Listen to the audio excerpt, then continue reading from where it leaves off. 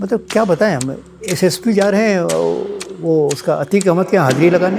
कोतवाली के अंदर कोतवाल के सामने मुख्तार अंसारी ने डिस्ट्रिक्ट मजिस्ट्रेट को डांट लगाई। एक एडिशनल डीजी साहब उन्होंने ओवरटेक कर लिया मुख्तार अंसारी के जो कारवां जा रहा था 5-6 गाड़ियों को, उसको ओवरटेक कर लिया। उस पर उनकी गाड़ी को आगे रोक के और उनकी बेइज्जती की गई। ये तो स्थिति थी।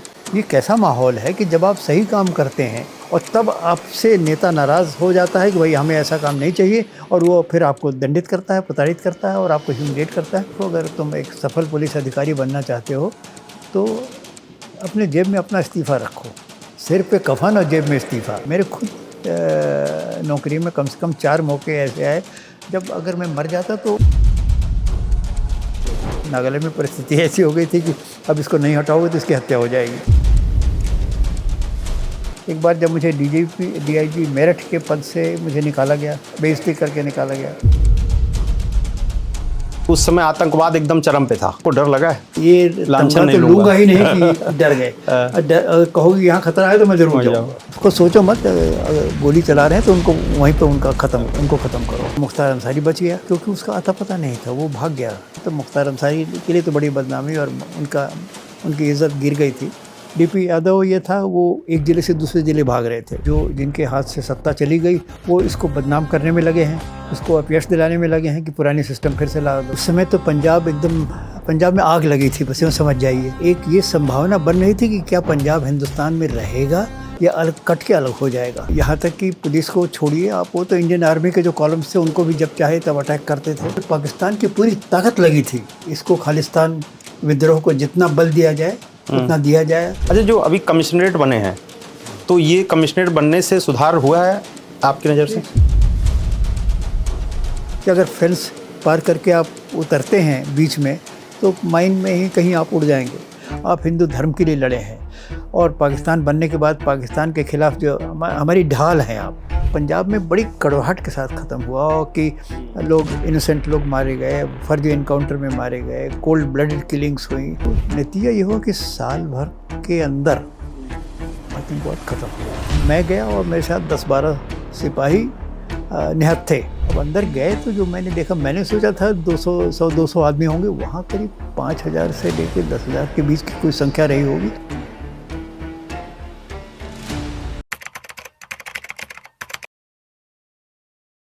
प्रणाम दोस्तों, मैं हूं रंजीत और आप देख रहे हैं द रंजीत टॉक्स। आज हमारे साथ एक ऐसी शख्सियत हैं जिन्होंने न सिर्फ वर्दी पहनी बल्कि वर्दी के सम्मान और सिस्टम के सुधार के लिए पूरी जिंदगी लड़ाई लड़ी। आईपीएस अधिकारी, असम और उत्तर प्रदेश के पूर्व डीजीपी और देश में पुलिस सुधार आंदोलन की सबसे मजबूत आवाज श्री प्रकाश सिंह जी। आज हम उनसे जानेंगे कि भारत की पुलिस व्यवस्था में क्या बदलना जरूरी है, राजनीति और पुलिस का रिश्ता कैसा होना चाहिए और एक आम नागरिक सुरक्षित भारत के लिए क्या उम्मीद कर सकता है। तो चलिए शुरू करते हैं बेहद जरूरी बातचीत श्री प्रकाश सिंह जी से। सर, आपका बहुत बहुत स्वागत है मेरे चैनल पे। नमस्कार। कैसे हैं सर आप? ठीक है, आपने बुलाया यहाँ पे जी। सर, अच्छा लगा कि आप आए। पहले तो हम आपको देखा करते थे लेकिन आज मेरे साथ बैठे हैं तो मैं अपने आप को गर्वान्वित महसूस कर रहा हूं सर। और सर, मैं जानना चाहूँगा या हमारे दर्शक जानना चाहेंगे कि आपको ये आईपीएस बनने का ख्याल कब आया था? क्या बचपन में ख्याल था या आपको बस चलते चलते ठीक है अब धीरे धीरे अब एक लाइन पकड़ लिया आपने, ऐसा कुछ था? बचपन में तो देखिए नहीं था, पर इलाहाबाद यूनिवर्सिटी में मेरी शिक्षा हुई और इलाहाबाद यूनिवर्सिटी में कंपटीशन का बड़ा अच्छा माहौल था। और ये था कि हर साल इलाहाबाद यूनिवर्सिटी से 10 लड़के तो सिविल सर्विसेज में आएंगे ही आएंगे। अच्छा। इलाहाबाद से, और उन दिनों मद्रास कहा जाता था जो अब चेन्नई हो गया, वहाँ से कि ये 10 यहाँ से 10 वहाँ से, ये तो पक्का है। बाकी और स्टेट अपना जितना कंट्रीब्यूट कर सको, यहाँ 10 से ज़्यादा भी हो सकते हैं, 10 तो जाएंगे ही जाएंगे। तो उस माहौल में एक ऐसा वातावरण था कि जब मैं वहाँ बीए मैंने पढ़ना शुरू किया, एमए कर, तो उस दौरान उस माहौल में मैं भी पड़ गया और मुझे भी ये होगा कि कंपटीशन में बैठना है। हाँ। पर कुछ संयोग ऐसा हुआ कि एमए पास करने के बाद मुझे तुरंत डिपार्टमेंट ऑफ हिस्ट्री में असिस्टेंट प्रोफेसर की नौकरी मिल गई, पर वो पार्ट टाइम नौकरी थी और मुझे पढ़ने पढ़ाने का शौक़ था, तो मुझे अच्छा लगने लगा। मैंने कहा अब और मैंने यूनिवर्सिटी को ऑफ़र किया कि अगर आप हमें एब्जॉर्ब कर लें तो मैं कंपटीशन में नहीं बैठूंगा, पर उन्होंने एब्जॉर्ब नहीं किया। उसके पीछे कारण ये था कि हेड ऑफ द डिपार्टमेंट ये चाहते थे प्रकाश सिंह चले जाएं, हाँ। तो हम अपने बेटे को भर्ती करा लें। अच्छा। हाँ, और हुआ भी वही। अच्छा। मैंने यूनिवर्सिटी छोड़ी और वो भर्ती हो गए। हाँ। क्योंकि उनकी तरफ से आश्वासन नहीं मिला, फिर मैंने कहा तो मैं कंपटीशन में बैठता हूँ। उन दिनों आज की तरह ओपनिंग्स नहीं थी, आज तो बहुत ओपनिंग्स हो गई हैं। राइट। उन दिनों तो ये था कि भैया तो आप कंपटीशन में बैठिए या इंजीनियर बन जाइए या डॉक्टर बन जाइए, यही 2-3 चीज़ें खास थी। राइट।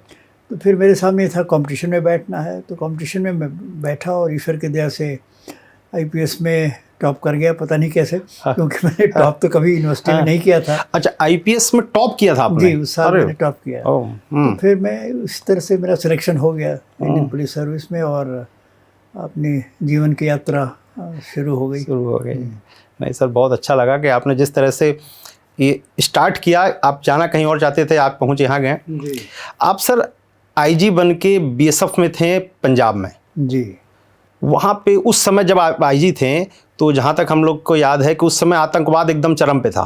जी। उस समय आपने कैसे हैंडल किया वहाँ पे, कुछ घटनाएं बताइए ना सर। देखिए, उस समय तो पंजाब में आग लगी थी, बस यूँ समझ जाइए। और मतलब पूरे हिंदुस्तान में सबसे बड़ी समस्या अगर कोई थी तो पंजाब की थी।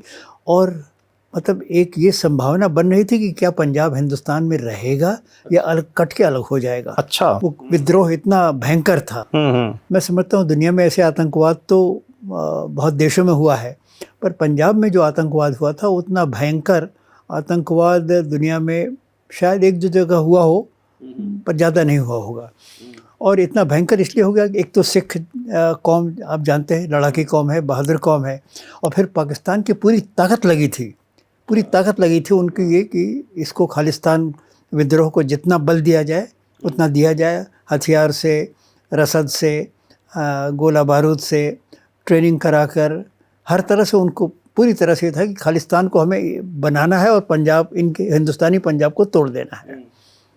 अब जब एक पूरे देश की ताकत लगी हो और वहाँ के कौम के लड़ाके खुद हों और किसी वजह से वो भारत देश से उनकी नाराज़गी हो गई थी, ख़ास तौर से जो ऑपरेशन ब्लू स्टार हुआ था जिसमें गोल्डन टेम्पल को नुकसान हुआ था, तो एक बहुत बड़ी समस्या थी। और मैं जब वहाँ गया तो समस्या गंभीर इसलिए और होती गई कि बहुत सारे सिख नौजवान पंजाब से भागकर, कुछ तो डर के भाग गए कि हम गिरफ्तार ना हो जाएं, और कुछ इसलिए कि नहीं हमें लड़ना है तो लड़ने के लिए हमें पहले पाकिस्तान जाना पड़ेगा, वहाँ से ट्रेनिंग लेना पड़ेगा, हथियार लेना पड़ेगा और वो लेकर फिर हम आएंगे। अच्छा। इस तरह से ये मतलब एक विद्रोह चल रहा था और बड़ा भयंकर स्वरूप हो गया था।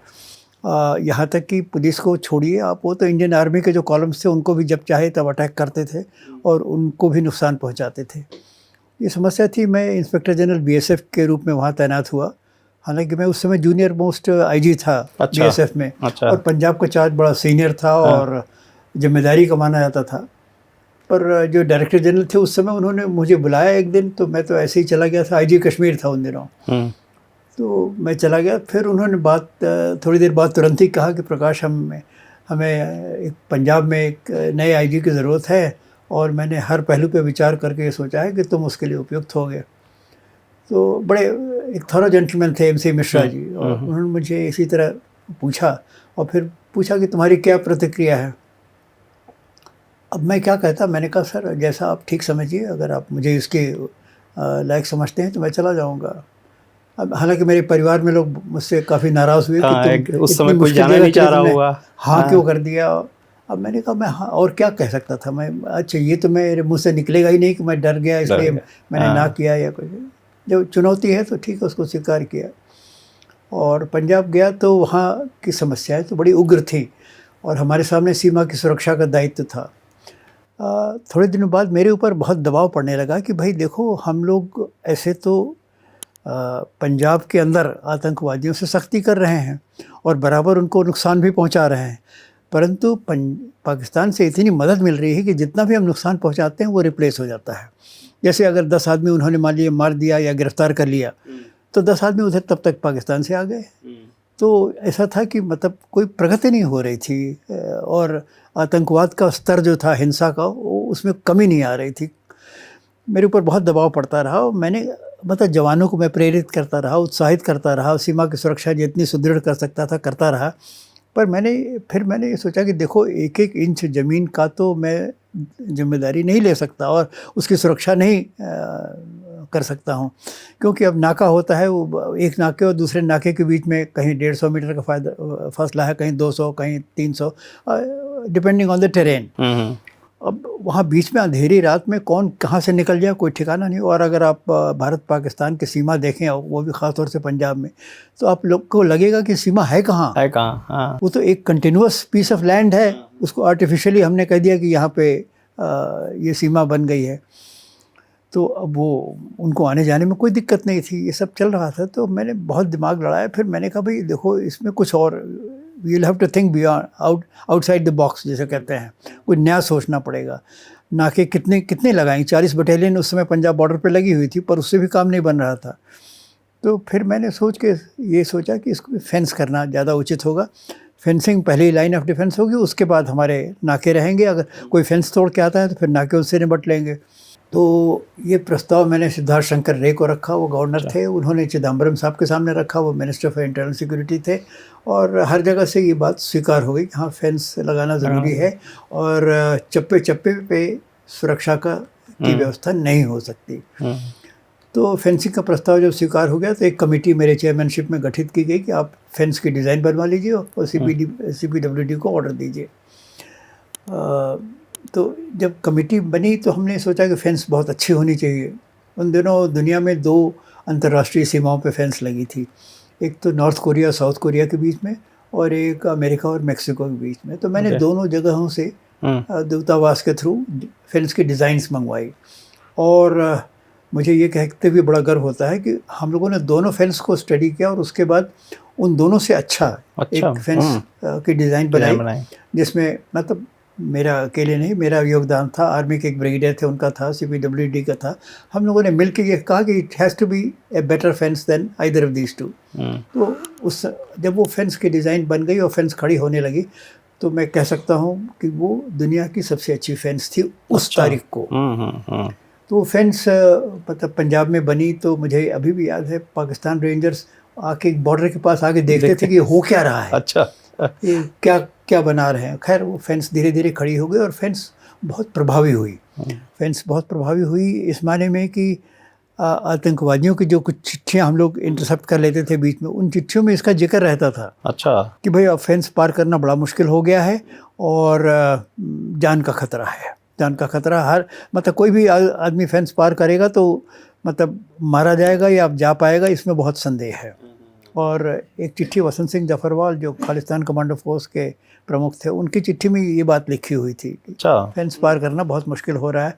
और फेंस पार करने के अलावा हमने कुछ और भी बहुत सारा जुगाड़ जो होता है ना हिंदुस्तान में, वो भी हमने अपने स्तर पे किया। जैसे फेंस आप पार करने जा रहे हैं, पाकिस्तान से हिंदुस्तान की तरफ आ रहे हैं, तो अभी वो फेंस अंतर्राष्ट्रीय सीमा से 150 मीटर अंदर थी। तो 150 मीटर पे तो वो है। फिर हमने करीब 100 मीटर के फासले पे मतलब कि फेंस और पाकिस्तान बॉर्डर के बीच में एक तार बिछा दिया। और तार में रात को बिजली चला देते थे कि अगर तार आपने धोखे से रात को आपका पैर उस पर पड़ गया तो विल बी इलेक्ट्रोक्यूटेड और वहीं पे आप ख़त्म हो जाएंगे। तो उससे भी लोगों को मालूम हो गया कि तार कहीं छिपा के फैला हुआ है, घास और फूस में दबा हुआ है। तो लोग बड़े भयभीत थे, उधर जाने में भयभीत होने लगे कि भाई तो हम फेंस तो बाद में पार करेंगे, पहले ही बिजली के करंट से ही मर जाएंगे। और बीच बीच में फिर ये फेंस की 2 लाइन थी और 2 लाइन के बीच में हमने कुछ क्लियर माइंस वगैरह बिछा दी। अच्छा, कि अगर फेंस पार करके आप उतरते हैं बीच में तो माइन में ही कहीं आप उड़ जाएंगे। फिर कुछ और भी बड़ी अनकन्वेंशनल चीज़ें, कुछ बैल की घंटियों जो होती हैं वो बंधवा दी थी। अच्छा। अगर फेंस को कोई काटेगा तो घंटी टेंशन भाई उससे नाका अलर्ट हो जाएगा। क्योंकि पहले आप आएंगे, कोबरा पार करेंगे, वो जो तार है, फिर आप फेंस पार करेंगे, फिर वो घंटी उंटी कहीं बच गई या कोई माइन एक्सप्लोड हो गया तो फिर वो उसके बाद नाका पड़ जाएगा। कहीं ना कहीं आप पकड़े जाएंगे पकड़े और जाएंगे। आपका निशाना बन जाएगा। वो जैसे कई बार हमने देखा है मूवी में भी, तार के नीचे से जाने वाला, वो क्या तार के खोद के जा सकते हैं क्या? तो वो टनल बनाने लगे हैं। अच्छा। टनल, सुरंग बना के आपने मतलब अपनी सीमा से सुरंग बनाया, हाँ। और फिर वो सुरंग को अंदर ही अंदर वो काफी तार लंबा के बनाते तार होंगे। के नीचे से ले जाते हैं सुरंग। अच्छा। और उसको भारतीय सीमा में निकाल देते हैं। निकाल ये एक देते हैं। नई चीज़ इन्होंने अभी हाल में क्या मतलब 5-6 साल से शुरू की है, हाँ। टनलिंग। तो ये गाजा में भी टनल वगैरह आपने देखा होगा, हाँ, बहुत वहाँ बनाते तो हैं। बहुत तो ये एक गाजा नया में। तरीका बन गया है। पहले अच्छा। टनल वगैरह नहीं बनाते थे कि बनाते इतनी लंबी टनल कैसे बनेगी। अब शायद इक्विपमेंट वगैरह इतना अच्छा हो गया है कि टनल बना लिया गया है। तो उसमें बड़ी अच्छी फेंस थी, और उस फेंस से फिर आवागमन बंद हो गया। आप मतलब पहले तो ये था, मैंने बताया ना, जैसे 10 मारे हो तो 10 रिप्लेस हो गए, पाकिस्तान से रिप्लेस हो गए, कहीं से रिप्लेस हो गए। अब ये हुआ कि 10 मारे गए तो शायद 1 या 2 रिप्लेस हुआ, बाकी नहीं आ पाए। भाई देखिए, सब कुछ करने के बावजूद भी अब ये था कि पहले जहाँ 10 आदमी आते थे, अब एक के दुक्के कहीं अपना चोरी छिपे निकल गए, तो इन्फिल्ट्रेशन कम हो गया। जाना पाकिस्तान जाना, एक्सफिल्ट्रेशन बहुत कम हो गया, न्यूनतम हो गया। और फिर वहाँ से पाकिस्तान से आना, इन्फिल्ट्रेशन भी न्यूनतम हो गया। जब ये न्यूनतम हो गया, तो जब जो पंजाब में जो लड़ाई हो रही थी, उसमें हम जितना नुकसान पहुंचा रहे थे आतंकवादियों को, उतना उनका माइनस होता जा रहा था। जैसे अगर 10 उन्होंने ख़त्म किया या गिरफ्तार किया, तो वो -10 अगर नहीं तो -9 या -8 तो हो ही जाता था। तो इस तरह से फेंस से जो हमारी आतंकवाद के विरुद्ध लड़ाई थी, वो एक निर्णायक दौर पे पहुंचने लगी। वरना ये था, अभी तक तो हम रनिंग ऑन द स्पॉट थे। अच्छा सर, पहले पूरे मतलब इंडिया में मतलब कहीं फेंस लगा ही नहीं था, मतलब इंडिया किसी बॉर्डर में फेंस नहीं था, पहला फेंस आपके थ्रू लगा? हमारे थ्रू लगा है। अच्छा। और मैं क्षेत्र भी बता दूं, ममदोद सेक्टर था पंजाब का, वहाँ सबसे पहले फेंस लगी थी। उसके बाद धीरे धीरे हमारे कार्यकाल में तो ये था, जो वल्नरेबल एरियाज़ हैं, जिनको हम समझते थे इन्फिल्ट्रेशन प्रोन है, वहाँ से आने की संभावनाएं अधिक होती हैं, उनको लगा। फिर धीरे धीरे जैसे वो उसके फ़ायदे दिखने लगे, पूरे पंजाब बॉर्डर में 553 किलोमीटर में लग गया। और फिर जो पंजाब का देखा देखी, फिर और लोगों ने भी कहा साहब पे हमारे यहाँ भी लगा दीजिए। फिर राजस्थान, गुजरात, जम्मू और कश्मीर, पूरा वेस्टर्न बॉर्डर फेंस हो गया। अभी कश्मीर में ज़रा लगाने में दिक्कत है, क्योंकि बहुत सारे एरिया जो स्नो बाउंड हैं, वहाँ पे बर्फ़ से वो फेंस नुकसान हो जाता है, गिर जाता है, टूट वगैरह, दिक्कत होती है। पर उसको फिर से खड़ा कर देते हैं मौसम जब ठीक होता है। तो ये फेंसिंग का जो प्रोजेक्ट था, ये बहुत प्रभावी रहा, और इसकी वजह से मैं ये कहूँगा कि आतंकवाद ख़त्म हो सका। और आतंकवाद की भाषा में अगर कहें तो पाकिस्तान से ऑक्सीजन मिलना बंद हो गई। और वो जब मिलना बंद हो गई, तो आतंकवाद की जो लौ थी वो धीरे धीरे बुझती चली गई, और एकदम एक दिन ख़त्म हो गई। और अगर ये हमने नहीं, मतलब सीमाओं का प्रबंधन इतना सुदृढ़ नहीं किया होता जितना कि हमारे कार्यकाल में हुआ, तो आतंकवाद शायद अभी 10 साल तो और चलता ही, 10-12 साल और चलता। और उसके लिए फिर एक गिल के बाद दूसरे गिल की ज़रूरत पड़ती, और तीसरे गिल की ज़रूरत पड़ती। अब वो दूसरा तीसरा गिल मिलता कि नहीं, वो दूसरी बात है। ठीक बात है सर, बहुत बढ़िया सर। अच्छा, अब हम आते हैं उत्तर प्रदेश।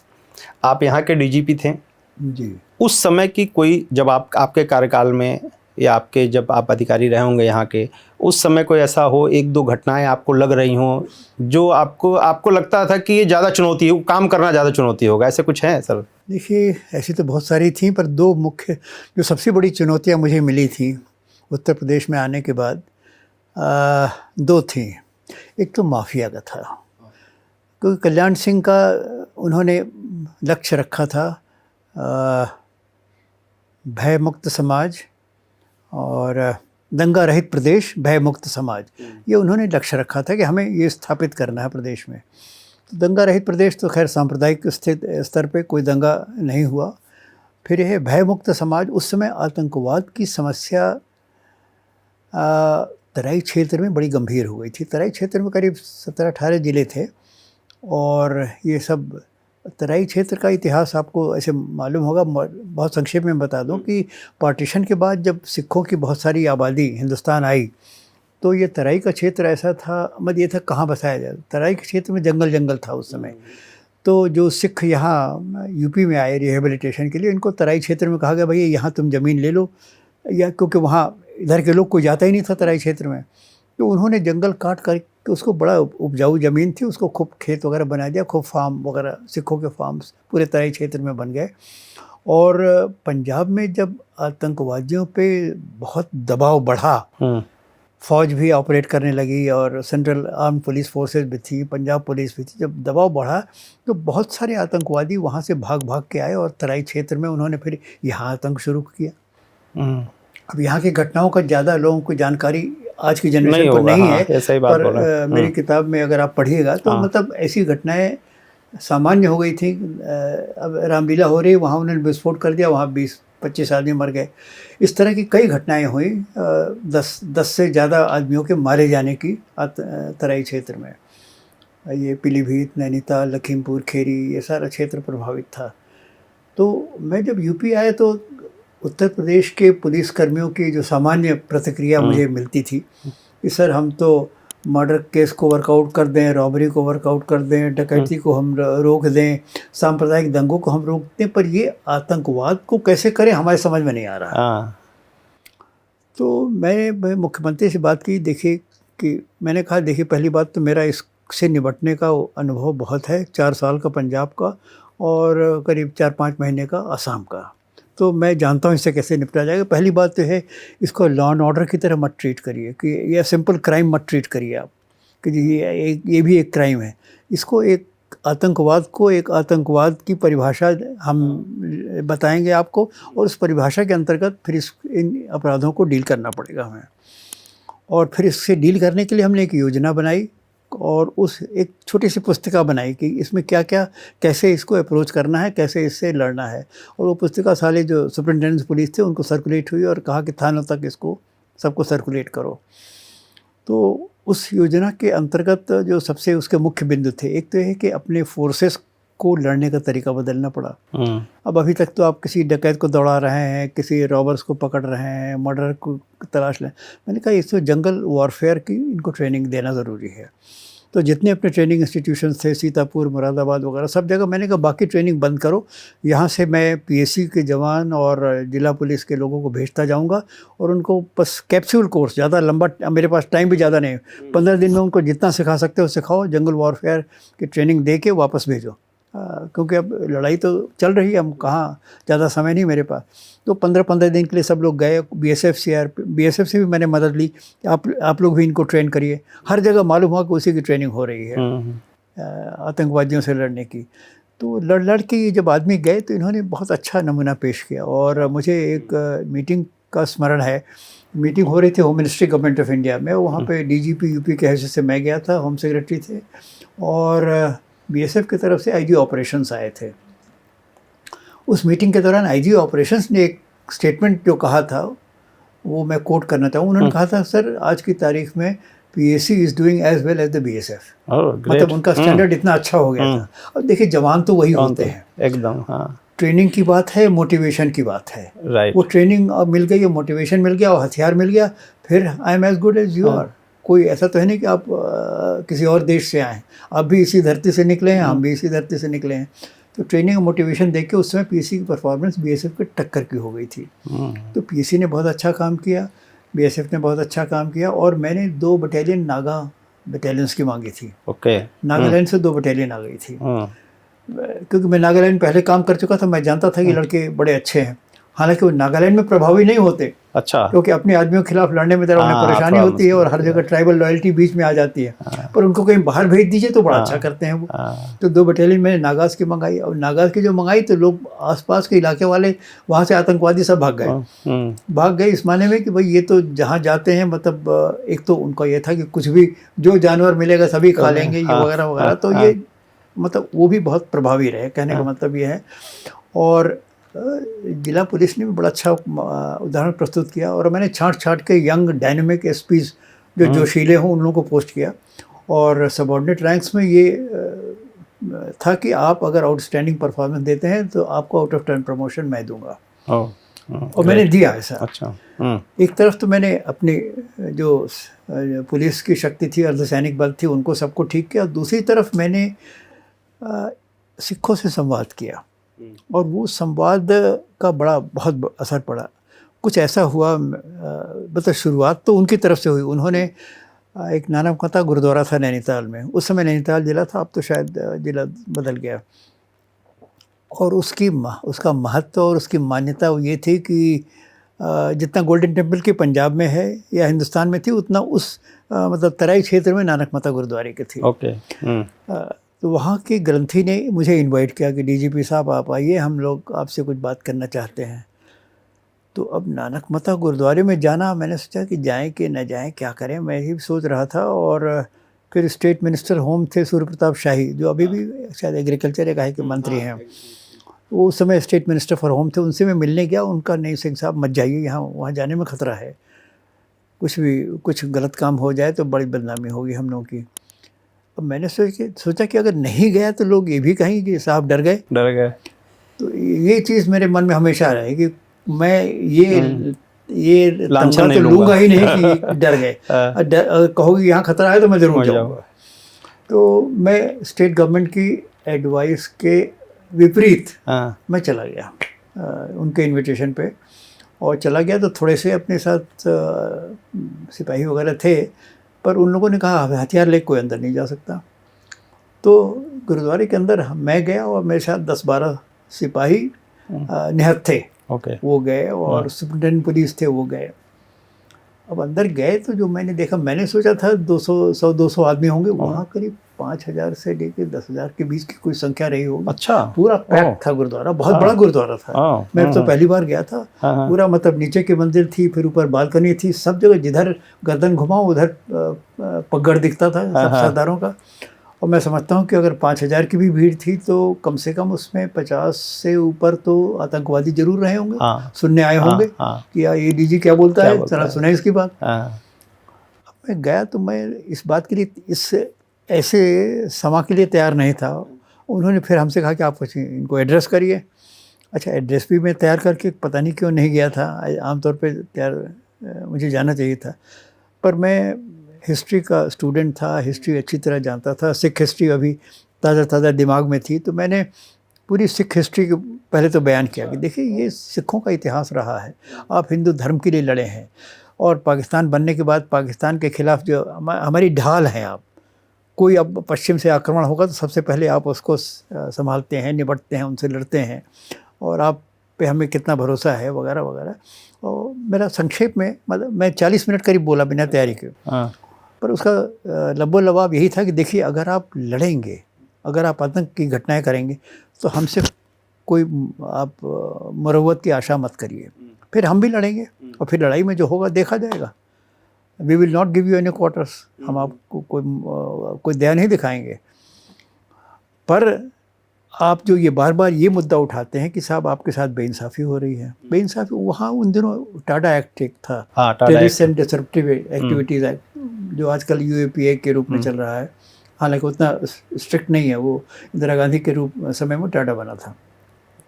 उनको ये शिकायत थी कि साहब टाडा के अंतर्गत झूठे मुकदमे कायम हो रहे हैं और सिखों को प्रताड़ित किया जा रहा है और सिखों को गिरफ्तार किया जा रहा है, और फिर उसके अंदर बाद कोई जमानत का प्राविधान नहीं था। तो जो जेल में गया सो गया टाडा के अंतर्गत। जिस हमने सोच लिया कि इसको टाडा लगाना है, लगा दिया। उसके बाद वो गया और फिर वो साल भर तो उसकी कोई सुनवाई नहीं है। तो मैंने कहा देखो, जहाँ तक बेइंसाफ़ी की बात है उसकी जिम्मेदारी मैं लेता हूँ।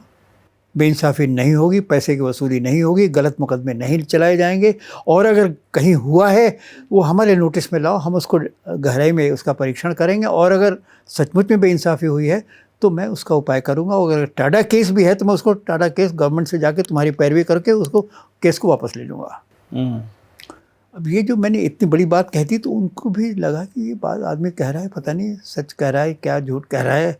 वो भी जरा सा सोचने लगे कि ये आदमी बड़ी खरी बात कर रहा है, लड़ने की भी बात कर रहा है, इंसाफ देने की भी बात कर रहा है। जो अधिकारी 5,000 लोगों के बीच में खड़ा होकर ऐसी बात बोल दे लड़ने की भी, तो वो तो मैंने लड़ने की भी बात कही कि ठीक है, अगर लड़ोगे तो फिर उसका नतीजा भुगतने के लिए तैयार रहो, और अगर तुम इंसाफ की बात करते हो तो हम इंसाफ देने की जिम्मेदारी तो मेरी है। तो उन्होंने फिर जब मैं चला आया तो खैर मुझे कोई सम्मान से उन्होंने निकलने दिया। बहादुर आदमी की, वो भी बहादुर आदमी की इज्जत भी होती है। फिर बाद में इन लोगों ने हमारे जानकारी में ऐसे मामले ले आए धीरे धीरे कि देखिए साहब ये टाडा केस है। अब मुझे एग्जैक्ट तो नहीं याद है, पर करीब 12, 14, 15 केसेस हमने टाडा के सरकार से विड्रॉ कराए। और जो विड्रॉ कराए तो उसका बहुत बड़ी उसका मतलब खबर मतलब वाइल्ड फायर की तरह पूरे तराई में फैली कि देखो ये डीजी यहाँ से कह के गए थे और इन्होंने वास्तव में फलाने सरदार ये लोग जो टाटा केस में थे सब अब इनके मुकदमे वापस हो गए, अब ये छूट जाएंगे। तो इसका बहुत बड़ा असर पड़ा। और उनको जो ग्रंथी थे जिन्होंने मुझे इनवाइट किया था, उन्होंने फिर बाद में इंडिया टुडे हिंदी एडिशन को एक इंटरव्यू दिया था, जो मैंने उसकी कटिंग रख रखी है, कि उत्तर प्रदेश सरकार जो कहती है उस पर तो हमें विश्वास कुछ होता है कुछ नहीं होता है, पर डीजीपी जो बोल जाते हैं उस पर हमें पूरा विश्वास है। ये उन्होंने छापा। और डीजीपी पे जब विश्वास हुआ तो ये हुआ कि वही विश्वास डीजीपी अपने अधिकारियों के द्वारा भी करवा रहे हैं। तो फिर धीरे धीरे क्या हुआ कि भाई अब तो ये ठीक ही है, फिर इन बेइंसाफ़ी नहीं हो रही, तो धीरे धीरे आतंकवादियों के बारे में इंटेलिजेंस देने लगे कि भाई इन्हीं की वजह से हम इतने पुलिस ऑपरेशंस हो रहे हैं, तो ये साले जाएं यहाँ से, भागें यहाँ से, हमको इनकी वजह से हमारी मुसीबत हो रही है। क्योंकि ये होगा कि आपने उनको हार्बर किया, आपने उनको शेल्टर दिया, तो उसमें वो पता कहते ये यहाँ रहेंगे तो हम झक मार के हमें शेल्टर देना पड़ेगा, तो इसलिए इंटेलिजेंस देने लगे। जब इंटेलिजेंस देने लगे फिर उनका सफाया होने लगा, बड़े बड़े जो उनके लीडर्स थे मारे गए। तो नतीजा ये हुआ कि साल भर के अंदर आतंकवाद खत्म हो गया। साल भर के अंदर खत्म हो गया। ग्रेट। और सबसे बड़ी बात उसको ख़त्म करने में ये रही, और जिसके लिए मुझे वास्तव में गर्व होता है, आज भी सीना तान के मैं कहीं भी कह सकता हूँ कि there was no legacy of bitterness, मतलब कड़वाहट की जो कोई विरासत नहीं थी। पंजाब में आतंकवाद खत्म हुआ, बहुत भयंकर था, तराई से ज़्यादा भयंकर था, परंतु पंजाब में बड़ी कड़वाहट के साथ ख़त्म हुआ कि लोग इनोसेंट लोग मारे गए, फर्जी एनकाउंटर में मारे गए, कोल्ड ब्लडेड किलिंग्स हुई, ये सब बहुत इसका। और करीब कितने 100 से ज़्यादा मुकदमे ह्यूमन राइट्स वायलेशंस के चले। एक सुपरिटेंडेंट पुलिस ने सुसाइड तक कर लिया क्योंकि ह्यूमन राइट्स में उनका मुकदमा चल रहा था। यहाँ कुछ नहीं हुआ, यहाँ आतंकवाद खत्म हुआ और सब उसके बाद फिर सब खेत हरे भरे हो गए, अपना लोग नॉर्मल अपना खेती कर रहे हैं और वो चले। तो ये साल भर के अंदर हुआ। ये मैं समझता हूँ आतंकवाद के इतिहास में कानून की सीमा के अंदर लड़ते हुए कैसे आतंकवाद को ख़त्म किया जाए, उसका एक बहुत बड़ा नमूना था तराई में आतंकवाद का। बहुत बढ़िया सर, बहुत बढ़िया। दूसरी बड़ी चुनौती थी माफिया की। माफिया जो भयमुक्त, तो माफिया के खिलाफ भी मैंने अभियान चलाया। उसका तो अभियान चलाने का बड़ा सिंपल तरीका था। अब यहाँ सब सारे गैंग्स की लिस्ट बनवाई, सबके सदस्यों की लिस्ट बनवाई, उसके बाद सबको टारगेट दिया गया कि इनको भैया इनका निपटारा करो, वो भी कानूनन निपटारा करो, जिनको पकड़ सकते हो उनको सख्त प्रावधानों के अंतर्गत इनको अंदर करो, और जो गोली चलाए लड़े उनको फिर उसको सोचो मत, अगर गोली चला रहे हैं तो उनको वहीं पे उनको ख़त्म करो।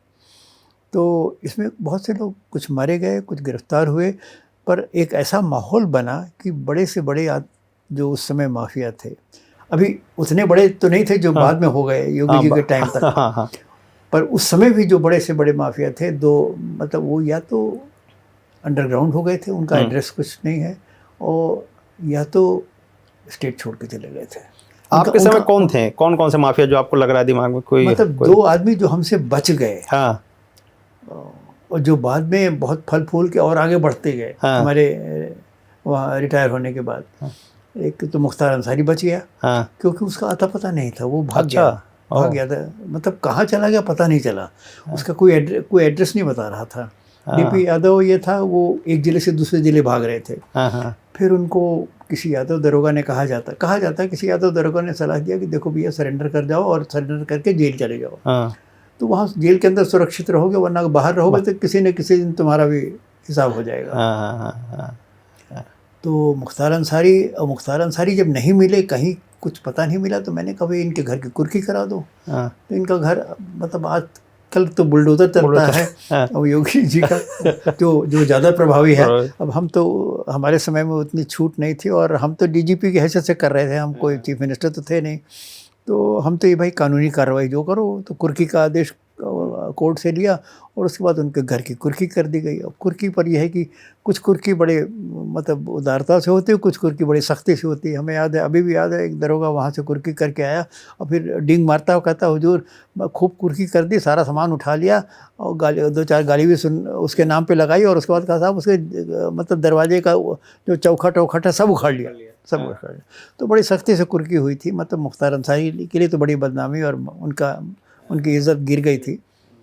तो ये 2 आदमी बच गए थे हमसे, वरना तो बाकी सब धीरे धीरे करके मतलब बड़े बड़े जितने थे सब अंदर हुए, अंदर हो गए सब। अंदर हुए। हाँ। तो ये माफिया के अभियान जो हमारे कार्यकाल में चला, इसको हाई कोर्ट के एक जजमेंट में इसका उल्लेख है। अच्छा। और एक बाद में अभी माफिया के खिलाफ फिर कुछ इंक्वायरी का कोई कमीशन बैठा था, करीब मैं समझता हूँ 15 साल 20 साल पहले। उसमें एक मैं नाम भूल रहा, IAS अफसर थे उड़ीसा के, वो उसके चेयरमैन थे। उन्होंने भी ये इस बात को स्वीकारा है अपनी रिपोर्ट में कि माफिया के विरुद्ध जो पहला इफ़ेक्टिव अभियान चला था वो प्रकाश सिंह ने चलाया था। और उन्होंने माफिया की परिभाषा भी हमारे एक सर्कुलर ऑर्डर से जो मैंने SP को भेजी थी उसी से कोट किया है कि माफिया की ये परिभाषा तत्कालीन DG प्रकाश सिंह के एक आदेश में इस तरह था। तो माफिया के विरुद्ध पहला अभियान मेरे ख्याल से अभी तक पहला इस तरह से कोई भी अभियान चला नहीं था। आपके आने के पहले? हमारे आने के पहले कुछ नहीं चला। अच्छा। था, ये पहला था। उसके बाद तो फिर ये लोग मतलब बीच में जो सरकारें आई उनके दौरान तो ये खूब फले फूले, अपनी एम्पायर इन्होंने बढ़ाते ही चले गए। उसके बाद जब योगी जी आए हैं तब उनको ठिकाने लगा है। अभी जो ये मुख्यमंत्री उत्तर प्रदेश के जो कर रहे हैं, आपके हिसाब से क्या लग रहा है, सही है पूरा जो कर रहे हैं वो? सही है साहब। जब देखे रोग जब ज़्यादा बीमारी बढ़ जाती है आपकी भी, तो होम्योपैथी नहीं इलाज करता है और एलोपैथी की गोली भी नहीं चलेगी, फिर तो कुछ सर्जरी करनी पड़ेगी। तो एक स्टेज आती है जब क्राइम में भी सर्जरी करनी पड़ती है, और ये एक व्यवहारिक है। देखिए बहुत ज़्यादा हमें आदर्श और क्या आदर्श है और क्या व्यवहारिक है, उसके बीच में एक संतुलन ढूंढना पड़ता है। वो संतुलन ढूंढना, और योगी जी जो इलाज कर रहे हैं मैं समझता हूँ बिल्कुल ठीक है। और ये लोग इतने ज़्यादा मतलब इनकी एम्पायर बढ़ गई थी, मतलब क्या बताएं हम। SSP जा रहे हैं वो उसका अतीक अहमद के यहाँ हाजिरी लगाने, अतीक अहमद ने फ़ोन कर दिया तो जा रहे हैं साहब बताइए क्या बात है। ये तो स्थिति थी। एक और घटना मतलब कोतवाली में, अब मैं नाम नहीं लूँगा क्या थे, कोतवाली के अंदर कोतवाल के सामने मुख्तार अंसारी ने डिस्ट्रिक्ट मजिस्ट्रेट को डांट लगाई। अच्छा। तो जब ये हालात इतने ज़्यादा बिगड़ जाएं, एक एडिशनल DG साहब को हाईवे पे कार से जा रहे थे, उन्होंने ओवरटेक कर लिया मुख्तार अंसारी के जो कारवां जा रहा था 5-6 गाड़ियों को, उसको ओवरटेक कर लिया। उस पर उनकी गाड़ी को आगे रोक के और उनकी बेइज्जती की गई। आपकी हिम्मत कैसे हुई? तो माफिया का राज था इस समय। एक ऐसा भी दृष्टांत था कि एक आदमी, अब नाम नहीं लूँगा मैं, उसको जेल के अंदर होना चाहिए था, पर वो मुख्यमंत्री के कमरे से निकलता हुआ दिखा और उसकी फ़ोटो किसी ने खींच ली। अच्छा। कि जब जेल में होना चाहिए तो मुख्यमंत्री कमरे से कैसे निकल रहा है? तो मतलब माफिया को तो इतनी छूट थी और इतना उन्होंने आतंक मचा रखा था कि मतलब लोगों की हिम्मत नहीं थी। मुख्तार अंसारी की गाड़ी चलती थी तो 5-6 गाड़ी टाटा क्वालिस गाड़ियाँ थी, सबका एक ही रजिस्ट्रेशन नंबर है। अच्छा। 5-6 गाड़ियों का एक ही, कोई किसी गाड़ी का चालान नहीं कर सकता। 5-6 गाड़ी का एक नंबर कैसे है?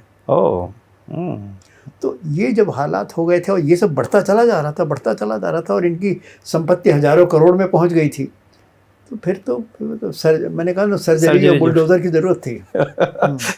आपने ये उदाहरण अच्छा दिया कि होम्योपैथिक से नहीं, आज सर्जरी जरूरी है, क्योंकि ये जो है ना। तो अच्छा, जो बुलडोजर चलता है, जो हम लोग सुनते हैं कि बुलडोजर से इस माफिया का मकान तोड़ दिया, क्या वो मतलब कई बार बोलते हो लीगली नहीं है क्या? नहीं, तो लीगली हो रहा है। और यह है कि नोटिस दी जाती है। देखिए हिंदुस्तान में अतिक्रमण की हालत ये है कि हर मकान में होगा। आप कहीं किसी मोहल्ले में चले जाइए। हम तो 15A में रहते हैं, जहाँ सब पढ़े लिखे संभ्रांत लोग, रिटायर्ड अफसर लोग रहते हैं, पर हर आदमी ने कुछ न कुछ अतिक्रमण कर रखा है। मतलब 90% लोगों ने तो कर ही रखा है। तो अतिक्रमण तो है, ऐसी बीमारी है हिंदुस्तान में कि आप अतिक्रमण के नाम पे किसी के घर में कुछ न कुछ आप गिरा ही सकते हैं। तो अतिक्रमण की नोटिस देना और चश्मा करना, उसके बाद उसको गिरा देना, ये तो सब वैधानिक है। यह है, उसका इस्तेमाल नहीं करते। यह है कि वो प्राविधान इस्तेमाल हो रहा है। आप जब थे तो IPS, तो आपको कभी डर लगा है जब आप किसी भी कहीं पे भी रहे हो, चाहे आप आसाम में DGP थे, यहाँ थे, या जब भी IPS रहे हों, जब आप नीचे DGP ना होके छोटे लेवल पे रहे हो, कभी आपको डर लगा है? देखिए, डर का मतलब ये है कि एक डर मैं बात कर रहा हूँ राजनीतिक डर। मैं आतंकवादी और इनका डर आपको नहीं होगा, ये मुझे पता है। मैं राजनीतिक डर की बात कर रहा हूँ।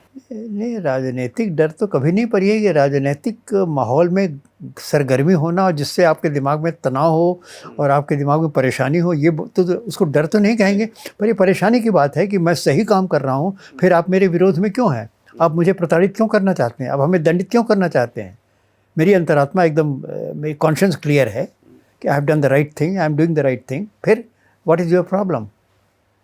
इन्हीं सब बातों को तो मेरे दिमाग में जब सर्विस मेरी ख़त्म हो गई तो मैंने कहा भाई ये कैसा माहौल है कि जब आप सही काम करते हैं, आप रूल ऑफ लॉ को इन्फोर्स करते हैं, आप कानून काम कर रहे हैं, भारत के संविधान का झंडा लेकर खड़ा करते हैं, और तब आपसे नेता नाराज़ हो जाता है कि भाई हमें ऐसा काम नहीं चाहिए, और वो फिर आपको दंडित करता है, प्रताड़ित करता है और आपको ह्यूमिलिएट करता है। ये ऐसी व्यवस्था क्यों है? इसी से इसने मुझे बहुत उद्वेलित किया, और इसके लिए फिर मैंने सारी रिपोर्टें जो अभी तक नहीं पढ़ी थी सर्विस में, वो सारी रिपोर्टें पढ़ी। फिर उसका जो सारांश है, हमने जो उसको सारांश लेके मैं सुप्रीम कोर्ट के पास गया। This system has to change, and an officer who is upholding the rule of law, and an officer who is working as per his conscience and who is doing the right things, he should feel protected. वो अपने आप को सुरक्षित महसूस करना चाहिए कि मैं सही काम कर रहा हूँ, मुझे कानून की सुरक्षा, मुझे कानून की और संविधान की सुरक्षा प्राप्त है। ये आज की तारीख में नहीं है। आज की तारीख में ये है कि अगर मैं सही काम करते हुए भी अगर मेरे सही काम से नेता नाराज़ है तो मुझे कल वो निकाल देता है, फिर सस्पेंड भी कर सकता है। ये व्यवस्था गलत है, दूषित है, और इस व्यवस्था में सुधार होने की आवश्यकता है। इसी को लेकर मैं फिर सुप्रीम कोर्ट गया। मैंने आपने पुलिस रिफॉर्म में बहुत काम किया है, जहाँ तक मैं जानता हूँ शायद आप इकलौते होंगे अधिकारी जो, बहुत से लोग पुलिस में रहते हैं या किसी भी उसमें रहते हैं, वहाँ पे रहते हुए सिर्फ अपना समय बिताया और निकल गए। आपने पुलिस रिफॉर्म्स के लिए जो काम किया वो वाकई ऐतिहासिक है, उसके बारे में सर बताइए ना क्या है? मैंने बताया ना, मेरे जीवन के में जो कड़वे अनुभव हुए, और मुझको 100% मैं कन्विंस्ड हूँ कि मैं सही था, फिर भी मैं प्रताड़ित हुआ, मैं दंडित हुआ। तो मैंने कहा कि ये हमने तो फेस किया, पर आने वाली जनरेशन, आने वाली पीढ़ियाँ इसे क्यों फेस करें? इसका कारण क्या है? जो कारण है उसका हम निराकरण ढूंढें। वो निराकरण मैंने सारी रिपोर्टें पढ़ने के बाद सुप्रीम कोर्ट में गया कि मैंने कहा ये संस्थागत परिवर्तन होने चाहिए, पर इसमें these structural reform should be carried out. तो सुप्रीम कोर्ट को हमारी बात सही लगी, क्योंकि हमने जो आखिर में एक दस्तावेज बनाया था उसमें ये था कि ये हमारी मांगे हैं और इसके बारे में इस कमीशन ने ये कहा, इस कमीशन ने ये कहा, इस कमीशन। तो उन्होंने देखा कि सारी बातें जो प्रकाश सिंह कह रहे हैं वो तो सब कमीशन द्वारा कही जा चुके हैं, कोई वो नई बात नहीं कह रहे हैं, और राष्ट्रीय पुलिस आयोग, नेशनल पुलिस कमीशन तक ने वो सारी बातें कही हैं।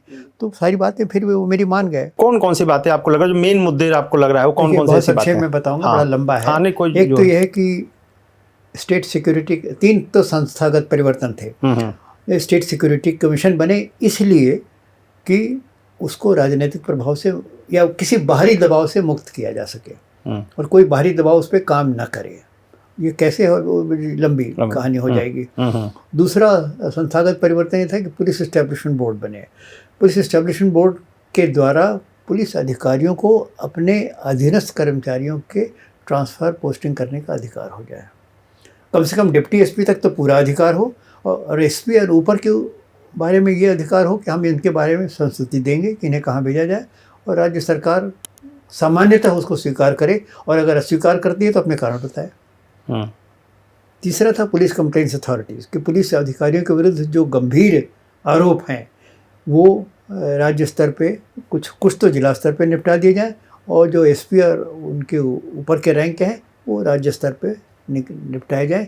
ये कंप्लेंट्स अथॉरिटीज़ द्वारा, जिसके चेयरमैन जिला स्तर पे कोई डिस्ट्रिक्ट एंड सेशन जज के चेयरमैन होंगे, और राज्य स्तर पे कोई रिटायर्ड हाई कोर्ट जज या सुप्रीम कोर्ट जज होंगे। ओके, 3 तो नए संस्थाएं बनाने। चौथी बात मैंने कहा, डीजीपी का चयन एक ऐसी प्रक्रिया द्वारा हो जिसमें मुख्यमंत्री को चयन का फाइनल राइट तो होगा ही होगा, पर चयन किन अधिकारियों को करेंगे उसकी सीमा जरा बच जाएगी।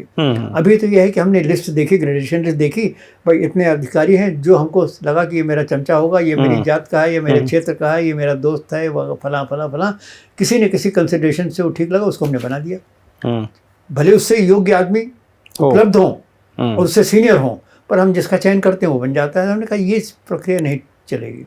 हम 3 योग्य अधिकारियों की एक सूची बनवाएंगे यूपीएससी से, फिर उन 3 में आप किसी को चुन लीजिए। तो आपका चुन आप आज भी रहे हैं, हाँ। पर यह क्या चुनने की जो आपकी सीमा है हमने थोड़ा सा सीमित कर दी।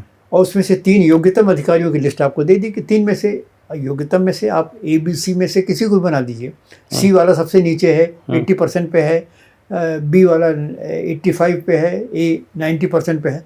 तो 80% वाला बने या 90% वाला बने, फिर भी काम अच्छा होगा। पर यह है कि आप 20% वाला बना दीजिए, इसलिए कि वो आपकी जात का है और आपके क्षेत्र का है और आपका चमचागिरी करेगा, वो तो नहीं, वो अब नहीं होगा पाएगा। तो डीजीपी का चयन एक ऐसी प्रक्रिया द्वारा हो कि केवल योग्य अधिकारी उस पद पर चुने जाए, और एक बार उसको चुन लिया जाए तो 2 साल तक उसको काम करने दिया जाए।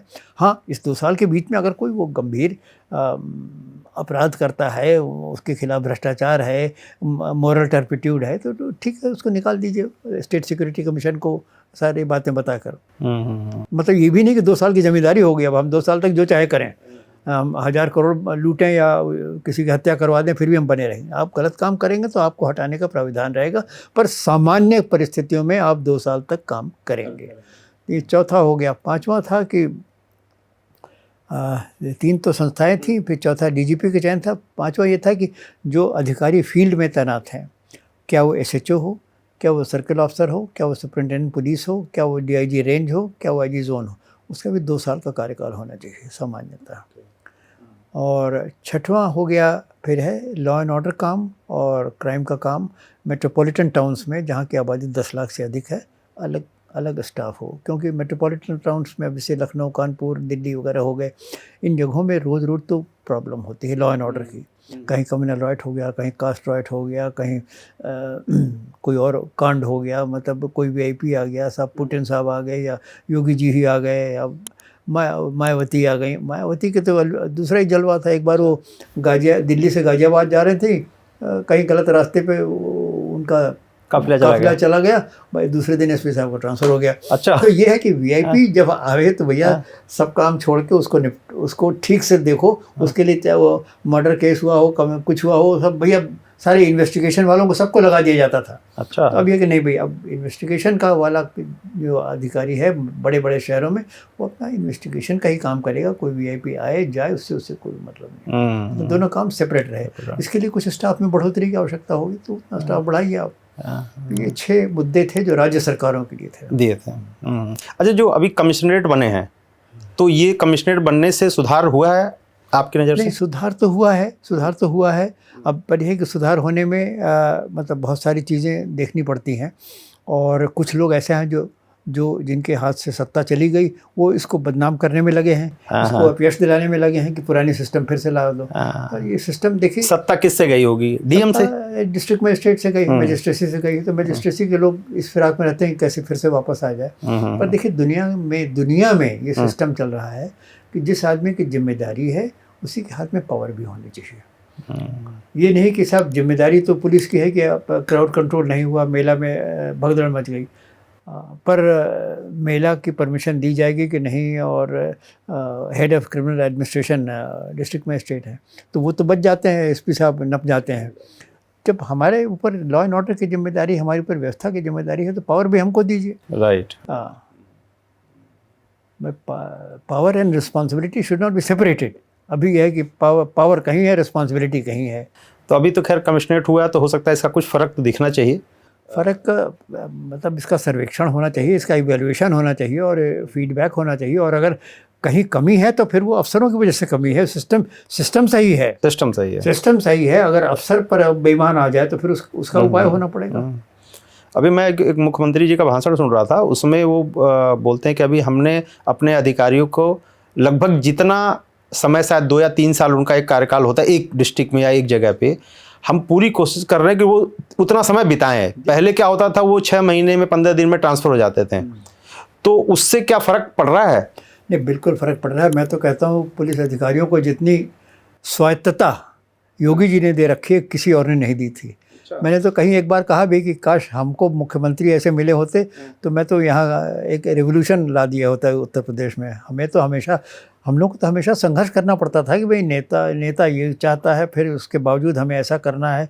अब कैसे संतुलन बना के बना के भी काम करते रहें, एक बड़ी भारी समस्या थी रोज़ की। नहीं, ये तो है आज के समय में अधिकारियों को नहीं, अगर आप स्वच्छ हैं, आप ईमानदार हैं, तो आप योगी जी आपको कुछ नहीं बोलेंगे, आप अपना काम करिए।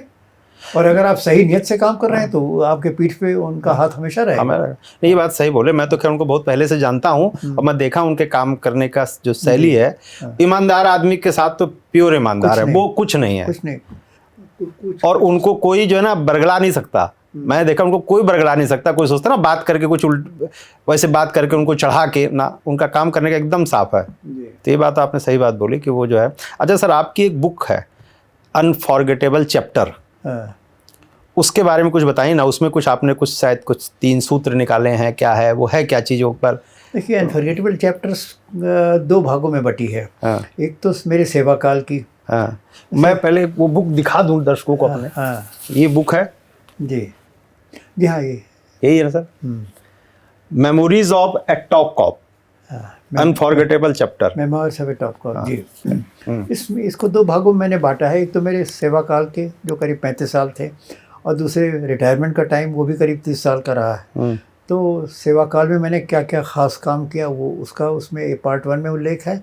पार्ट 2 में रिटायरमेंट के बाद भी मैं बराबर कुछ न कुछ करता ही रहा, उसका उल्लेख है। 2 हिस्सों में है। तो इसमें मैंने कोई लोगों ने तो कहा था आप ऑटोबायोग्राफी लिखे, मैं ऑटोबायोग्राफी कर मैं नहीं लिखूंगा, पर मेरे जीवन के जो महत्वपूर्ण अध्याय थे उनका मैं सारांश, इसमें सारांश मैंने दिया है। कोई बहुत ज़्यादा डिटेल और पर्सनल डिटेल्स कोई बहुत ज़्यादा नहीं है, पर हाँ कि जो हमारे सर्विस में बड़े बड़े चैलेंजेस थे, जैसे डीजीपी यूपी का पीरियड था, डीजीपी असम का पीरियड था, डायरेक्टर जनरल बीएसएफ का टाइम था, और नेताओं से क्या हमारी समस्या रही, ये सब सर्विस पीरियड का ये है। फिर पोस्ट रिटायरमेंट में मैंने मतलब पब्लिक लाइफ में जो करने की कोशिश की, करप्शन के ख़िलाफ़ जो अभियान चलाया, आंध्रा में एक जांच मुझे दी गई, और चंद्रबाबू नायडू की हत्या के प्रयास के बाद नक्सलियों ने उनकी हत्या का प्रयास किया था। उसके बाद नक्सल समस्या पे मैंने स्टडी किया था, वो चंद्रबाबू नायडू की हत्या के बाद वो पूरा कमीशन ऑफ इंक्वायरी का मैं चेयरमैन था। हरियाणा में जब जाटों का दंगा हुआ था तो उसको भी जांच करने के लिए मुझको बुलाया गया था। नक्सल समस्या के बारे में मैंने काफ़ी लिखा है, और मेरी किताबें 3 देशों में अलग अलग प्रकाशित हुई हैं। हिंदुस्तान में तो मूल रूप में, फिर अमेरिका में भी उसका एक संक्षिप्त संस्करण छपा है, और फ्रांस में उसका एक ट्रांसलेशन फ्रेंच भाषा में छपा है। जो फ्रांस में छपा, मुझे आश्चर्य इस बात का हुआ और खुशी भी हुई कि फ्रांस में वो किताब बेस्ट सेलर लिस्ट में चली गई। फ्रांसीसियों को कुछ कमज़ोरी है, कहीं क्रांति की बात होती है तो तुरंत उनकी जिज्ञासा बढ़ जाती है कि अच्छी कैसी क्रांति थी। रेवोल्यूशन उनके लिए बड़ा ऐसा टर्म है जिससे वो आकर्षित होते हैं। तो उनको जब लगा कि नक्सलाइट रेवोल्यूशन लाना चाहते थे, तो उसी ये हिंदुस्तान में कैसा रेवोल्यूशन था, वो उन्हें काफ़ी बेस्ट सेलर हो गई। तो इस तरह की मतलब पोस्ट रिटायरमेंट पुलिस रिफॉर्म का काम, ये सब पार्ट 2 में है। मंत्र की बात की है आपने, वो मंत्र मैंने आखिर में लिखा है।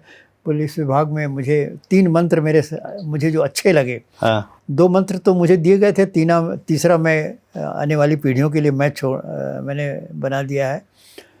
पहला मंत्र तो मुझे एक डायरेक्टर इंटेलिजेंस ब्यूरो थे BN मलिक, बहुत बड़े पुलिस अफसर थे, अपने मतलब जैसे कहते हैं लेजेंड थे। मलिक साहब ने मुझको ये मंत्र दिया था कि देखो, अगर तुम एक सफल पुलिस अधिकारी बनना चाहते हो तो अपने जेब में अपना इस्तीफ़ा रखो, और जब कभी ऐसा मौका आए तो इस्तीफ़ा को दे दो, ठीक है, हमें नहीं काम करना है।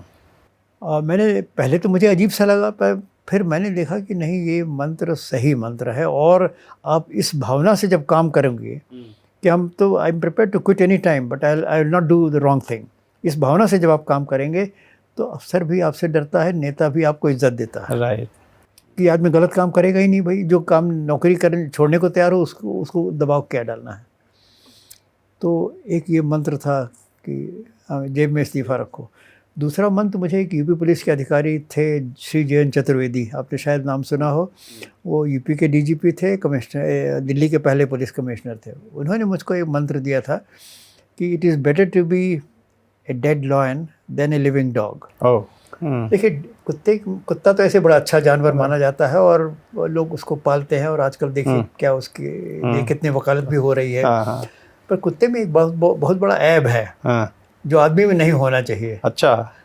वो कुत्ते के लिए वो गुण हो सकता है, पर आदमी के लिए वो बहुत बड़ा गुण है, चापलूसी। वो नहीं, वो हर अपने मालिक के सामने हमेशा दुम हिलाएगा। अच्छा। चाहे वो मालिक गुंडा हो, बदमाश हो, लफंगा हो, आवारा हो, हाँ। कुछ भी हो, मालिक के सामने वो दुम हिलाएगा। आदमी को ये दुम नहीं हिलाना चाहिए। आदमी को फिर आप जब काम कर रहे हैं तो आपको ये सोच लेना चाहिए कि हमें सही काम करना है, और अगर हमारा बॉस या हमारा या नेता, स्थानीय नेता हमसे गलत काम कराना चाहता है तो हम नहीं करेंगे, ये होना चाहिए। इस मायने में उन्होंने कहा था it is better to be dead lion. उनका मतलब था कि जितने दिन काम करो शान से करो, दबंगई से करो, दहाड़ते हुए करो, और अगर मर गए तो मर गए। आपको उन्होंने गिरा दिया, नेता तो ज़्यादा शक्तिशाली है ही, अगर उसने आपको नौकरी से निकलवा दिया, सस्पेंड कर दिया, जेल भेज दिया, तो वो सब सह लो। It is better to be dead lion but not a living dog. एक ऐसे आदमी बनो जो नेता के आगे रोज सुबह शाम दुम हिला रहा। तीसरा मंत्र मैंने अपनी नौकरी के आधार पर दिया, वो ये है कि भाई सिर पे कफन और जेब में इस्तीफा। इस्तीफा तो पहली वाली बात थी। हाँ। मैंने नौकरी में ये देखा कि भाई जान का खतरा है, बहुत मौके आते हैं। मेरे खुद नौकरी में कम से कम 4 मौके ऐसे आए जब अगर मैं मर जाता तो it would have been normal occurrence in the performance of my duties, और कोई ठीक है 2-4 आंसू बहा के मामला खत्म हो जाता। पर उन खतरों से मैं कभी विचलित नहीं हुआ, और खतरों को मोल लेने में मैं हमेशा ये सोचते थे कि लिया जाए कि नहीं लिया जाए, इसमें खतरा है। मैंने कहा भाई जब हमें अपनी ड्यूटी करनी है तो फिर खतरा तो होगा ही होगा। अगर हम अब देखिए ना, आजकल बहुत ये ट्रेंड हो गया है कि किसी की पोस्टिंग मुश्किल क्षेत्र में हो जाती है पुलिस अफसर की, इंसर्जेंसी अफेक्टेड एरियाज़ में, तो कोशिश ये करता है कि कैसे अपनी पोस्टिंग बदलवा ले, या अगर गया भी तो ये 1 साल पूरा नहीं हुआ, बस सर मेरा 1 साल पूरा हो गया, मुझे वापस बुलाइए। मैं तो सबसे मुश्किल क्षेत्र मेरे लिए एक नागालैंड था और एक पंजाब था। 4 साल यहाँ रहा मैं और 4 साल वहाँ रहा, और इसलिए 4 साल रहा क्योंकि 2 साल जो नॉर्मल टेन्योर होता कोई आने को नहीं तैयार था, और प्रकाश सिंह काम कर रहे हैं, कुछ ये भी नहीं कहते कि साहब मेरा टाइम हो गया। अच्छा, मेरा ये सोच थी कि मैं चाहता तो हूँ ट्रांसफ़र, पर मैं ये क्यों कहूँ, लोग कहीं डर गया, अब ये भागना चाहता है, और आपका काम है अब मुझे हटाना, अब आप नहीं हटाइएगा तो मैं क्या करूँ। मैं ये नहीं कहूँगा सर मेरा टाइम हो गया। तो मेरा 2 साल के बाद 3 साल हो गया, 4 साल हो गया, जब परिस्थितियाँ ऐसी हो गई, नागालैंड में परिस्थिति ऐसी हो गई थी कि अब इसको नहीं हटाओगे तो इसकी हत्या हो जाएगी। अच्छा। तो ये जब परिस्थिति हुई तो उन्होंने फिर 4 साल बाद हटाया। हालांकि हटाने का टाइम तो 3.5 साल पे आ गया था, पर मैंने कहा नहीं साहब, तो थोड़ा टाइम हो जाने दीजिए, तब उसके बाद मैं जाऊंगा, क्योंकि अभी तो खतरा है। अगर अभी मैं हटूंगा तो फिर मेरे दिल में हमेशा कचोटता रहेगा कि तुम डर गए थे इसलिए भाग गए। तो नागालैंड में 4 साल हो गया था और स्थिति बहुत बिगड़ती जा रही थी, हमारे पर्सनल सेफ्टी का सवाल था। तो 4 साल बाद उन्होंने फिर मुझे हटा लिया, और पंजाब में भी 4 साल रहा, और वहाँ भी एक हो कि भाई बहुत दिन हो गया, अब इसका प्रमोशन, अब आईजी से एडिशनल डीजी हो गए, तब भी उन्होंने वहीं बनाए रखा। फिर उनको दूसरे जगह पे मेरी ज़रूरत महसूस हुई, तब उन्होंने मुझे हटाया, वरना वो भी शायद 4 का 5 हो जाता। असम में उन दिनों इलेक्शन होना था, भारत सरकार ने घोषणा कर दी कि हमें इलेक्शन कराना है असेंबली का। उल्फा ने कहा हम इलेक्शन नहीं होने देंगे। अच्छा, उल्फा उन दिनों बहुत शक्तिशाली था और तो उसकी तूती बोलती थी एकदम। भारत सरकार ने कहा भी इलेक्शन नहीं होगा तो हमारी बड़ी बेइज्जती हो जाएगी। तो उन्होंने फिर बहुत स्थिति का बड़ा मंथन हुआ, तो उन्होंने कहा साहब देखिए, आसाम पुलिस का अफसर जिसको आसाम में रहना है, असमिया है, वो उल्फा के खिलाफ सख्ती नहीं करेगा, क्योंकि उसको तो वहीं रहना है रिटायरमेंट के बाद भी। बाहर से किसी अफसर को भेजिए, और ऐसे अफसर को भेजिए जिसको आतंकवाद से निपटने का अनुभव हो। तो इसलिए मुझे फिर आसाम भेजा गया। ओके। मैंने कहा भी कि साहब इतनी बड़ी स्टेट में मैं तो किसी अफसर को जानता भी नहीं। भाई डीजीपी आप बनते हैं तो उस स्टेट के अफसरों को जानते हैं, वो अफसर आपको जानता है और आप अफसर को जानते हैं, एक आपकी ख्याति है।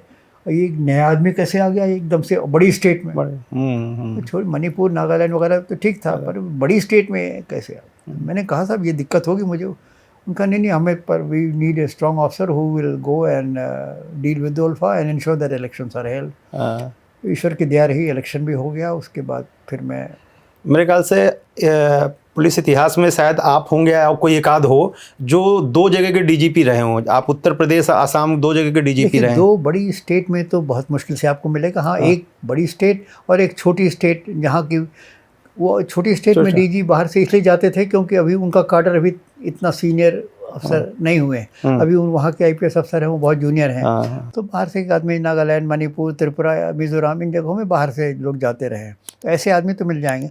पर दो मेजर स्टेट्स में मैं था, और रिबेरो साहब भी थोड़े दिन गुजरात में थे और पंजाब में थे। अपनी स्टेट में वो नहीं बने। अपनी स्टेट में कमिश्नर ऑफ पुलिस मुंबई थे। मैं अपनी स्टेट में बना और असम में बनाया गया मुझे विशेष परिस्थितियों में। और मेरा भी जब काम हो गया तो कुछ परिस्थितियाँ ऐसी हो गई कि मैंने अनिच्छा जाहिर की कि और यहाँ काम करना मेरे लिए ठीक नहीं है। फिर मुझे वापस बुला लिया। सर, आपके कार्यकाल में कभी आपको ऐसा समय आया, कभी भी जब आप हतोत्साहित हुए हों, कोई ऐसा समय, एक क्षण आया हो, आपको लगा नहीं सब बेकार है, मैं गलत जगह आ गया, जो भी हुआ हो, या कुछ ऐसी चीज़ें हुई हों? 2 बार हुआ। मैं बहुत हतोत्साहित, कहीं मोरल डाउन हुआ। हाँ, मोरल डाउन हुआ। एक बार जब मुझे DIG मेरठ के पद से मुझे निकाला गया, बेइज्जती करके निकाला गया। और दूसरी बार जब मुझे DGP UP के पद से हटाया गया। बहुत संक्षेप में बताऊंगा। वो मैं DIG मेरठ था, तो मैं भी एकदम हैंड पिक हुआ था मेरठ में DIG बनाने के लिए। और मैं चौधरी साहब उन दिनों यूनियन होम मिनिस्टर थे। अब उनसे लोगों ने शिकायत करना शुरू कर दी कि साहब ये तो जाट विरोधी हैं, जाट विरोधी है। ऐसी कोई बात नहीं थी, मैं तो बेईमान विरोधी था। अब उन दिनों जिस अफसर पे हाथ डालो वही जाट था। अब सिंह तो से लगाए थे। अब मैं सिंह के माने क्या आप जाने, ठाकुर है, गुजर है, जाट है, मुझे कुछ नहीं पता, और मुझे किसकी चिंता भी नहीं। मेरे लिए तो या तो तुम ठीक से काम करो या बेईमानी से काम करो। बेईमानी से काम करोगे तो हमसे दंडित होगे। अब बहुत सारे अफसर दंडित हो गए। अब इत्तेफाक की बात है कि उसमें से अधिकांश जाट निकल गए। तो ये मेरे खिलाफ आरोप लगा कि साहब एंटी जाट है। और चौधरी साहब में बहुत अच्छे आदमी थे, उनकी मैं बहुत इज़्ज़त करता हूँ, आज भी इज़्ज़त करता हूँ। और एज होम मिनिस्टर उन्होंने बहुत अच्छा काम किया था। पर कान के कच्चे थे, और ये जाट वाला एंगल एक ऐसा था जो उनकी कमज़ोरी थी। तो जब एंटी जाट की बात आई तो मेरे सामने उनकी पेशी हुई, और बहुत नाराज़ थे। उनका चेहरा मैंने देखा गुस्से से तमतमा रहा था। वो मुझ पे आरोप लगाते गए, मैं उन आरोपों का खंडन करता गया। मैंने कोई ये नहीं कहा कि मुझसे गलती हुई है, मुझे माफ़ कर दीजिए, अब ऐसी गलती नहीं होगी, ये सब कुछ नहीं कहा। मैंने हर अपने काम को जस्टिफाई किया, क्योंकि मैंने कहा ना, मैं कॉन्शियस क्लियर थी कि मैंने बेईमानों को दंडित किया है। पर वो मेरी बात सुनने को नहीं तैयार थे। उनका जब मैंने देखा 5-7 मिनट तक गुस्साते जा रहे हैं, मेरी बातें नहीं सुन रहे हैं, मैं जो बात कह रहा हूँ बीच में ही काट दे रहे हैं, तो फिर मैंने सैल्यूट किया। मैंने कहा I have nothing more to say, मुझे और कुछ नहीं कहना, मैं चला गया। और इसके पहले कि मैं मेरठ पहुँचूँ, मेरा ट्रांसफ़र पहुँच गया। फिर लोगों ने मुझे सस्पेंड कराने की कोशिश की, पर ईश्वर की दया कुछ ऐसी रही। उन दिनों ब्यूरोक्रेसी में थोड़ा दम था। आजकल की तरह ब्यूरोक्रेसी नहीं थी कि जो हुक्म आया वो आँख मूंद के उसको लागू कर दिया। होम मिनिस्टर ऑफ इंडिया ने chief minister of Uttar Pradesh थे राम नरेश यादव, आजमगढ़ के एक ब्रीफलेस लॉयर थे, वो मुख्यमंत्री बना दिए गए थे। उनके चमचे थे, मतलब कोई चीज़ चौधरी साहब कहते हैं तो उनके लिए हुक्म था। उनको हुक्म गया कि सब प्रकाश सिंह को सस्पेंड करो। इन्होंने चीफ सेक्रेटरी होम सेक्रेटरी को बुलाया कि इसको सस्पेंड करो। तो इन्होंने चीफ सेक्रेटरी ने कहा सर, उन दिनों उन्होंने कायदा बताया कि सस्पेंड करने के पहले एक प्रारंभिक जांच होती है। प्रारंभिक जांच में कुछ प्रथम दृष्टया आपके खिलाफ आरोप से होने चाहिए, और जो यह है कि हाँ प्रथम दृष्टया लगता है सही है, तब जाके सस्पेंड हो सकते हैं। उनका सब कुछ जांच कराना ज़रूरी है। उनका ठीक है, जांच कराइए। राम नरेश यादव ने कहा जांच कराइए, पर हफ्ते भर में जांच पूरी हो जानी चाहिए, हमें रिपोर्ट देनी है चौधरी साहब को। तो उन्होंने हफ्ते भर में जाँच करा दी, कुछ भी नहीं, शून्य, उसका परिणाम शून्य निकला, कुछ नहीं था। और अब फिर सरकार में धर्म संकट हो गया कि चौधरी साहब का हुक्म माने या कानून की बात करें, और यही सब चल रहा था। तब तक कुछ मेरा एक कोर्स में डेपुटेशन था ऑस्ट्रेलिया में जाने का, ऑस्ट्रेलियन एडमिनिस्ट्रेटिव स्टाफ कॉलेज में जाना था। वो ऑर्डर अलग से आ गया। तो मैं चुपचाप बिस्तर बांध के चला गया ऑस्ट्रेलिया 4 महीने। जब तक लौटा तब तक इन लोगों का गुस्सा ठंडा हो गया था। और अच्छा। और दूसरा बता रहे थे जब आप, दूसरा मैं DGP UP था, तब भी मुझे, अब आज हजरत महल पार्क में मीटिंग हो रही है, कल्याण सिंह वहाँ डंके की चोट पे कह रहे हैं कि मैंने दंगा रहित प्रदेश स्थापित कर दिया है और भय मुक्त समाज है। आज कह रहे हैं, 3 दिन बाद उन्होंने मुझे मेरे निकालने का भी आदेश दे दिया। उसके बहुत सारे राजनीतिक कारण थे। कुछ होम डिपार्टमेंट की हमसे नाराज़गी थी, कुछ principal secretary to chief minister थे वो हमसे नाराज़ थे, कुछ नेता लोग अयोध्या के लेकर नाराज़ थे। बहुत सारे लोग हमसे नाराज़ हो गए थे, क्योंकि मेरा काम करने का जो स्टाइल था वो ये था कि भाई हम तो काम वही करेंगे जो हमें सही लगता है। आपकी बात तो ठीक है, हम मानेंगे और कुछ हद तक हम एकोमोडेट करेंगे, पर एकोमोडेट करने की भी एक लक्ष्मण रेखा है। आप मुझको चाहिए कि एकदम झुका दीजिए और साष्टांग, वो मुझसे नहीं होगा। I will try to accommodate you to the extent possible, but beyond that it's not possible. तो सारी नाराज़गी जो इकट्ठा हो गई थी, तो मुझे वो एक दिन बुला के, और मतलब बुलाया गया, इसी तरह बुलाया गया और कहा गया कि आप अभी 11:30 बजे का टाइम था, आप 1 बजे तक हैंड ओवर कर दीजिए।